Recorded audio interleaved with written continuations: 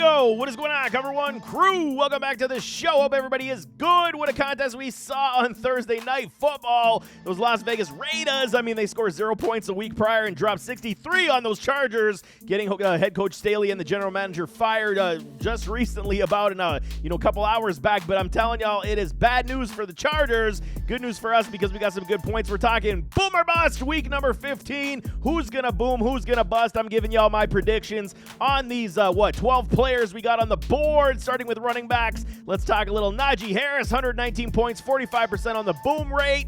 And okay, while the season has been up and down for Harris, basically the entire year it continues. He's been very tough to trust basically on a weekly basis. Still holding good TD upside most weeks. Najee does have 3 booms in the last 6, but busting in the last 2. Not good, no bueno, man. Facing the Colts on Saturday, who do give up a heaping 2 running backs. Finding the end zone in a must-win contest is high priority for these Pittsburgh Steelers. I'm calling a boom for Najee with a TD likely coming to his direction. James Conner, 97 points on the season, only 33% on the boom rate. And since coming back from IR, Conner has seen his volume, which has been good. It's been good enough, and it's what we want to see.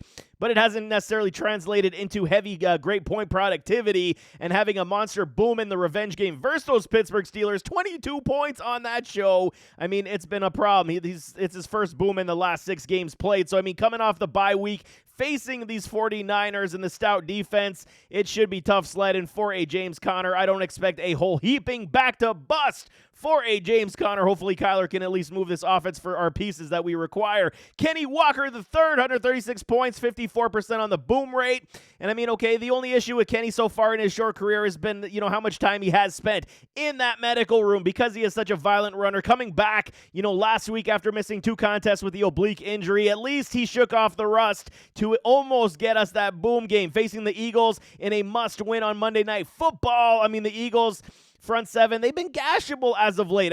Early on in the season, they were great versus the run. Now it's kind of being gashed up a little bit. It will still be tough for these Hawks to lean on the ground game and get some traction, but I'm saying a slight boom for a Kenny on TD upside play here should definitely exist. Hopefully they can move this offense, and hopefully Geno does play. That is the big caveat as well. DeAndre Swift, 149 points, 53% on the boom rate. Okay, same contest, different back. DeAndre Swift has cooled off from his great start in the season, dropping all the way back down to running back 19, man, after holding a top 6 fantasy football running back placement in half PPR leagues. It's been a problem these past several weeks. Swift only has 2 booms in the last 6, which is a big concern for all of us. Getting punched in the face, those Eagles did 2 weeks in a row. The Eagles are going to try to get back on track with this ground game dominance. That is the MO of this offense, which they have gone away from because games have definitely got out of hand. Run, baby, run this week. Boom time for Swift. And I don't mean what Kelsey does to Taylor, man. Let's move on to wide receivers. Amari Cooper, 126.1 points, 46 on the boom rate.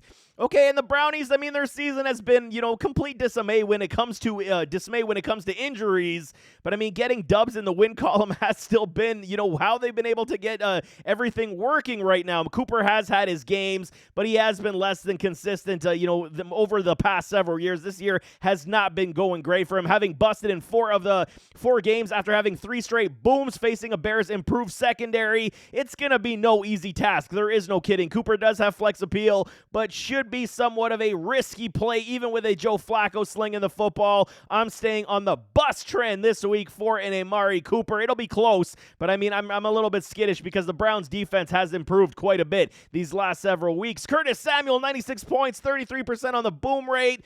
We need some fillers in for our flex spot, and one of the most frustrating offenses for the wide receiver point production has definitely been those damn commies. While I am a big Sam Howell supporter, he is my guy, but he's done very well overall this season individually because he spreads the ball to everyone, and he doesn't necessarily force feed just one target on the field. Samuel has been, likely you want to say one of the better consistent PPR floor wide receivers on this team, and he does have 50% boom rate over in the last 2 contests. contest before they went on the bye. Eric Bieniemy should continue to scheme up Samuel in this contest versus the Rams, as B-Rob is still dealing with that hammy injury. If he does sit, they likely will try to recreate the run with the short pass, including Antonio Gibson. Samuel should have a very big role if B-Rob does sit in this contest. Let's call a boom on the lower trend with potential TD coming for Curtis Samuel this week. My guy, Stephon Diggs, 190.8 points, 77% on the boom rate. It's been a very good year, an incredible season for Stephon Diggs so far. He started the year off with 9 straight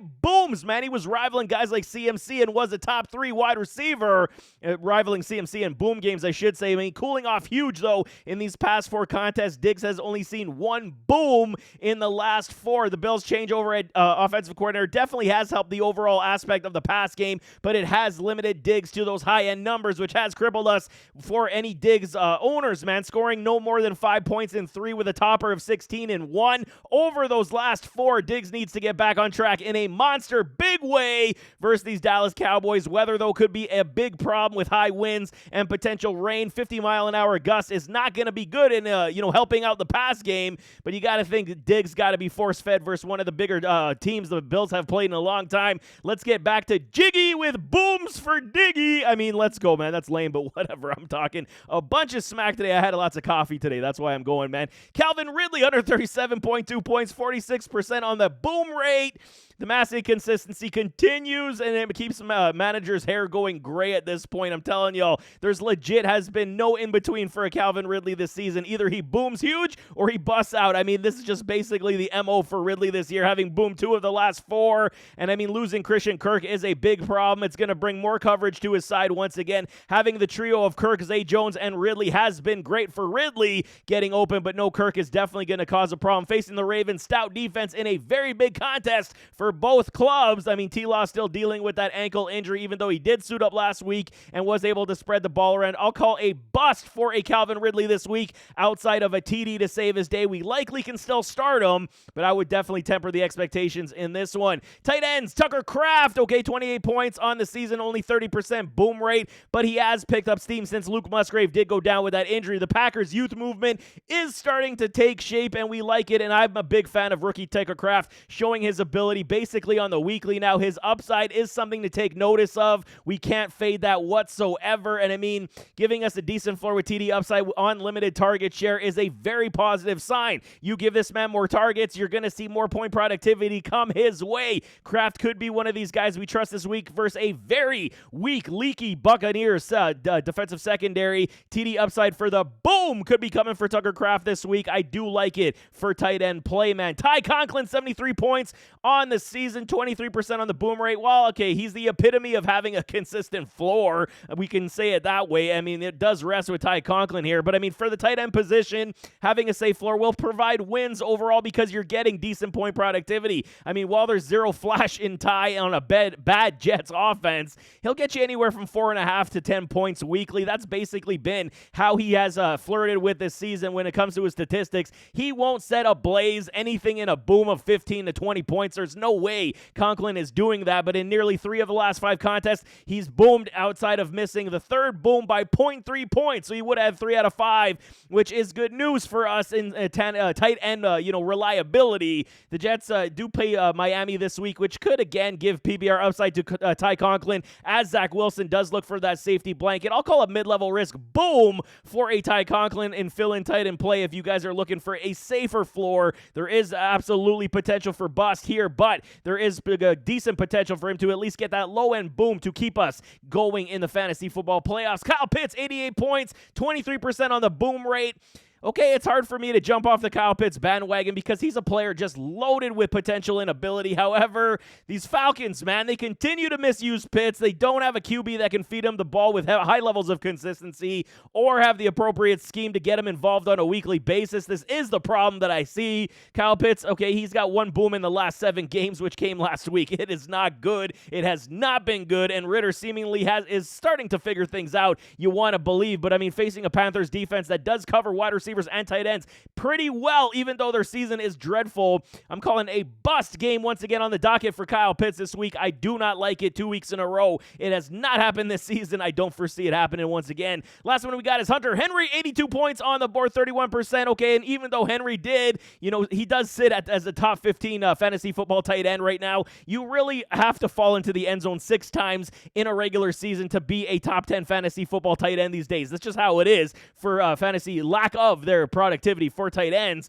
But, Henry is vastly inconsistent in this Pats offense, which has been extremely porous as well. Coming off a boom game last week, you got to fear the recency bias for everybody are going to start Hunter Henry, believing he's going to get back to boom, and another one is coming. But taking on the Chiefs, defense in a must-win game for them, I'm calling a bust for Hunter Henry this week. No TD for you, sir. I just don't foresee it coming 2 weeks in a row, even though it is Billy Zappi. I think the Chiefs are going to come out pretty heavy versus those New England Patriots. But there you have it. That is week number 15, boom or bust. I got start sit coming for you on Saturday for the rest of the contest on Sunday. Already did the Saturday games for you here for start sit as well, so definitely check that one out. But nevertheless, as always, don't forget to hit that like button, hit that subscribe button, jump in those comments, give me your thoughts, and we'll see you next time. I am out.